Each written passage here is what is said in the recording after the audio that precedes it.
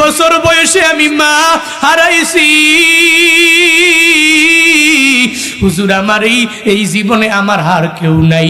আমার মাটা যদি থাকতো আজকে বাসার মধ্যে যাওয়ার পরে আমি এই পাগড়ি নিয়ে যখন মায়ের কাছে যেতাম, আমার মা আমার কপালের মধ্যে একটা চুমু দিয়া দিত।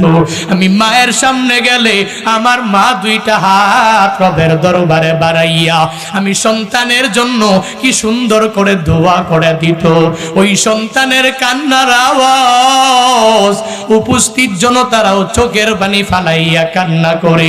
আমি তারে সান্ত্বনা দিয়া দিলাম, তুই যা যা, আখিরি মুনাজাতের পরে আমি তোরে সঙ্গে লইয়া তোর বাবারে লইয়া তোর মায়ের কবরের সামনে দাঁড়াইয়া যাব।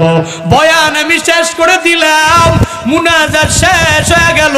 আমি সন্তানটারে সঙ্গে লইয়া এবার তার বাবাটারেও সঙ্গে লইয়া আমি মাকবারার সামনে গিয়া যখন দাঁড়ায়া গেলাম, তখন আমি নিজে নিজে সূরা ফাতিহা পড়লাম, ইখলাস পড়লাম, সূরা তাকাসসুর পড়িয়া পড়িয়া দুরুদে ইব্রাহিম পড়ে এবার আমি বললাম আমি হাত বাড়াবো না।